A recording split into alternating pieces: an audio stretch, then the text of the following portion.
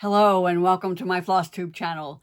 I'm Jean Farish and I am here with you to talk about all types of things related to needlework. And actually I want to start with a PSA, a public safety announcement about internet safety of all things. And you might be wondering, how does that relate to needlework?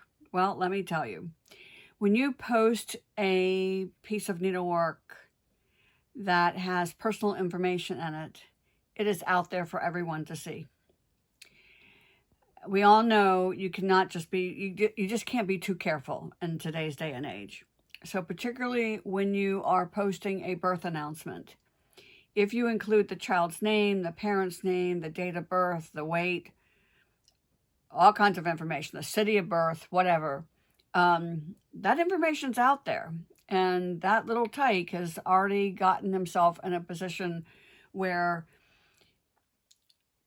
people who should find better things to do with their time might find some nefarious reason to use that information. So when you're posting things like that, just take the time to crop it out or blur it out or in some way redact that information. So just a little hint. The main thing today is to talk about tablecloth progress. But before I get into that, I want to talk about not our next cruise in terms of chronology, but the next cruise that will have space available, and that will be to Alaska. Now, before you get too excited, we're talking about September of 2025. We work that far in advance, and usually, frankly, about a year before the cruise date, we are pretty much full. So this is why we want to get this sort of save the date information out there now. We're talking about departing from Vancouver, British Columbia on September 7th in 2025. We'll be sailing on the Celebrity Cruise Line. And the really exciting thing will be our guest teachers. We actually will have 3. Fox and Rabbit, better known as Karen and Bren, are coming all the way from Australia to sail with us. And Tony Gerdes, who is known for her wonderful counted thread needlepoint, will also be with us. And of course, I'll do a little teaching as well. So we're just really, really excited about that. And we just want to, again, get the word out there now. Actually, the best way to get information is to sign up for our newsletter, which you can do on our website. It'll only take you a couple seconds. We use a really good email service that doesn't allow us to just populate our list with just random people. And so I can't add you. You have to add yourself by going to the website. And I'll put that information in the episode description as well. We won't have the information on the website until early January. This is a family-run business, and the holidays mean a lot to us. So we just have a lot going on this fall and into Thanksgiving and Christmas and New Year's.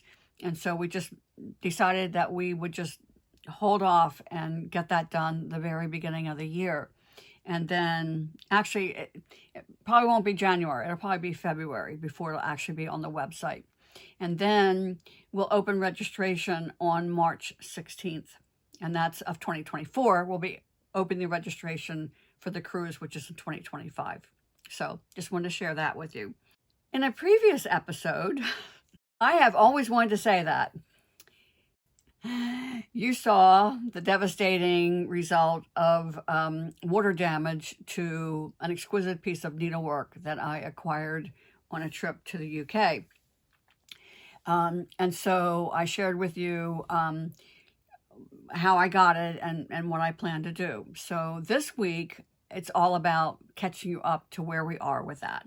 One of the first things I figured out was that my tried and true Orvus, which I love for my normal needlework cleaning, was just not up to the job for this. Mainly because it had been 10 years since this damage was done.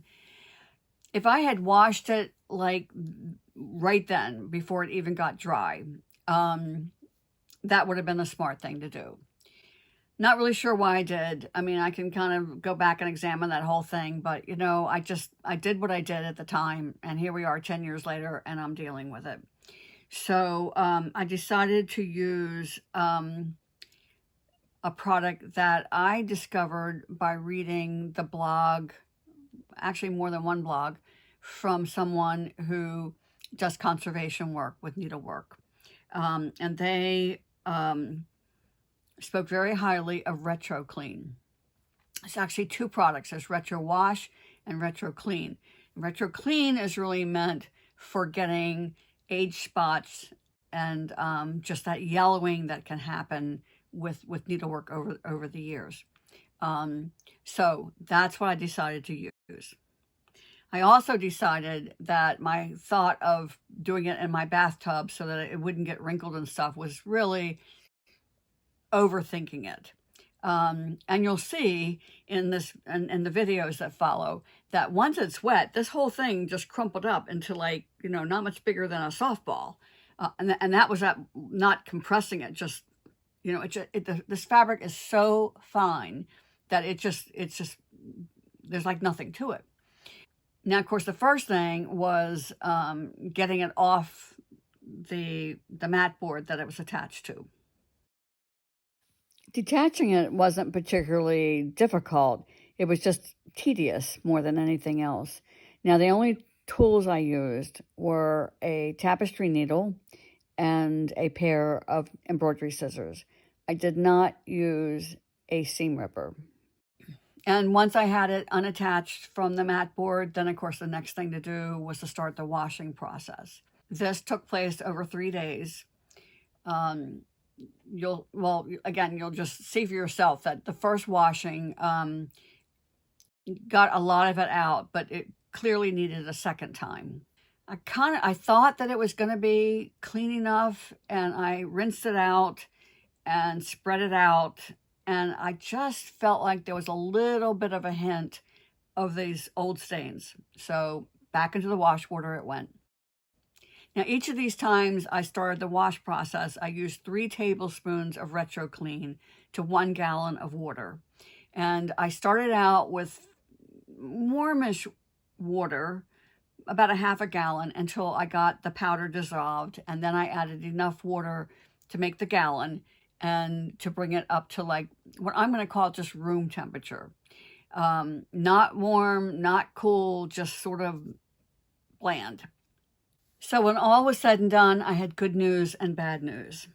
The good news was it was clean, and it looked wonderful. The bad news is I saw several little holes. Now, when I look back on the old video, I can kind of see where these holes were there, but very, very tiny. And, just the process, as gentle as I was, just the process of washing it enlarged them somewhat. Now, I do have to wonder if I had washed it 10 years ago when this disaster struck, would these holes be there? Because as much as we talk about keeping our needlework clean, dirt can attract bugs. And so it's very possible that I added to the damage by not addressing it right away. One of the things I figured out was I wasn't going to need to iron it. Just the act of stretching it and just letting it dry from that damp state would smooth out the fabric beautifully, and it did.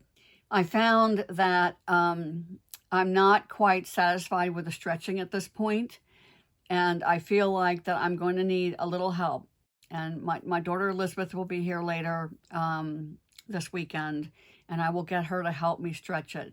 I just found that just the act of, one hand having to pull the fabric taut and the other one using the clip, whether it was the quilting type clips or a spring-loaded clothespin with my right hand, that my left hand just really wasn't strong enough to hold that fabric taut.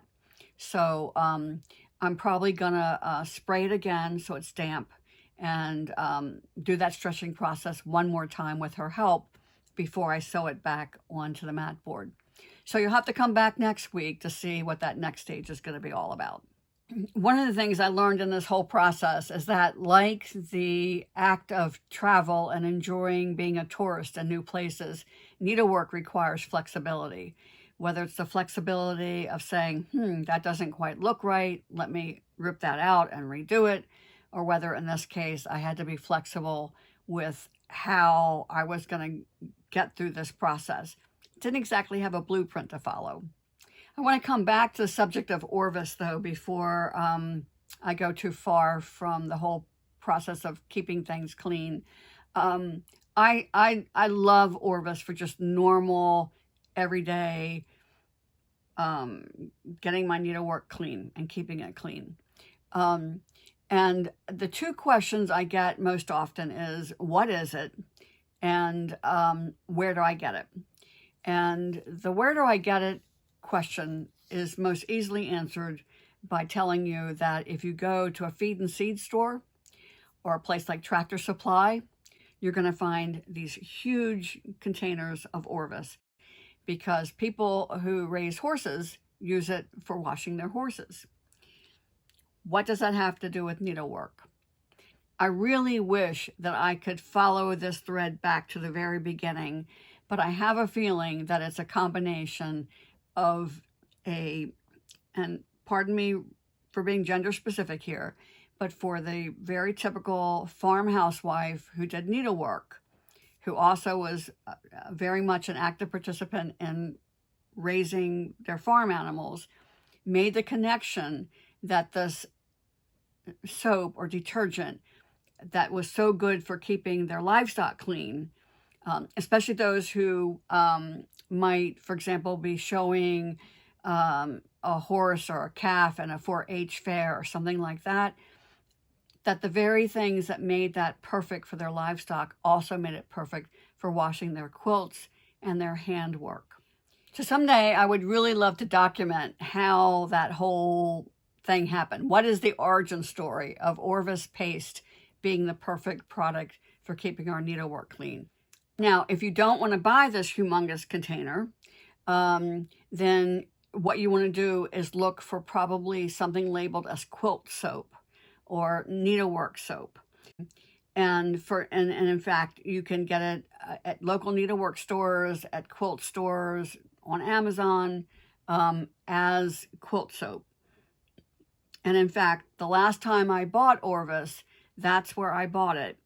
And I went back to look, and it was 8 years ago that I bought my little 12-ounce container. No, 8-ounce container. A little bit goes a long way. So one of the things I have suggested to people in the past is, why not get the big container and a whole bunch of little empty containers and divvy it up, sort of a co-op thing for yourself and all of your friends that do handwork, quilting, counter cross stitch, any sort of washable needlework, and save yourself some money. So I decided this past week that I would do that myself and just see what the experience was like so I could share it with you. I bought 1 jar of Orvus and a set of jars with lids that the description said that they held 8 ounces. And I'm going to get off my Orvus topic for just a minute and talk about ounces. One of the things that makes people crazy is that fluid ounces and ounces by weight use the same term. They're ounces, but they're not the same. A fluid ounce is liquid by measure. An ounce that's not labeled as a fluid ounce, usually it'll say net weight ounces, are strictly by physical weight.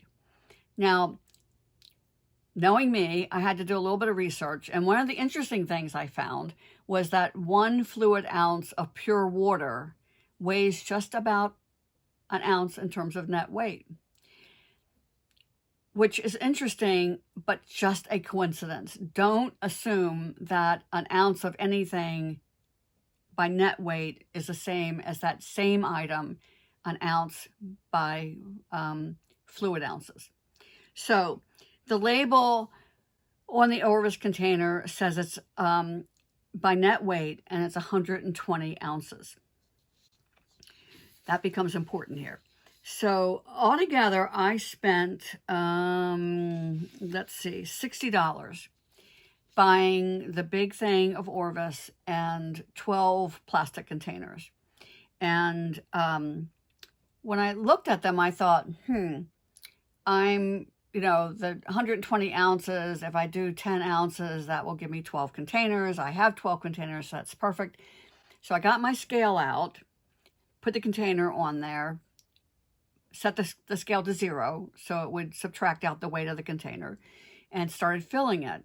And interestingly, when I got to where it was almost full, it was 8 ounces by weight. So obviously I wasn't going to be able to get 10 ounces by weight into this container. So that's what I did. So I filled those 12 containers with the Orvus soap. Now, my next important step will be to label them. And it's very easy to skip that step and say, oh, well, I'll remember what's in this container. Well, most humans don't have the world's best memory. And just in case somebody else would pick it up and say, I wonder what this is, putting a label on these things are important. So this is what my suggestion to you. If you have a circle of friends that you stitch with, why not get together and do this for yourselves as a co-op thing? Or if you're going to a retreat where maybe you're driving and not flying, I wouldn't want to fly with all this stuff. Just ask, see if you can get together with yourself and 10 or 12 other people and say either this is what it's going to cost, or everybody bring an empty container, however you want to do it. But basically, just make it part of your circle. Make it part of your sharing with other needle workers. And you'll save money in the long run, because I looked it up, and today on Amazon, that container, here it is, an 8-ounce container before tax and shipping, and of course you might get free shipping, but it's $16. So 12 jars would cost $192. I spent $60 on the big container and the 12 empty containers. So obviously it's a good way to save money. And if you save money with that, then that's more money to spend on your stash, right? So it's been a busy and productive week here, and I hope that yours has been also. So between now and when we get together next weekend, please stitch happy and stay safe, and I'll see you then.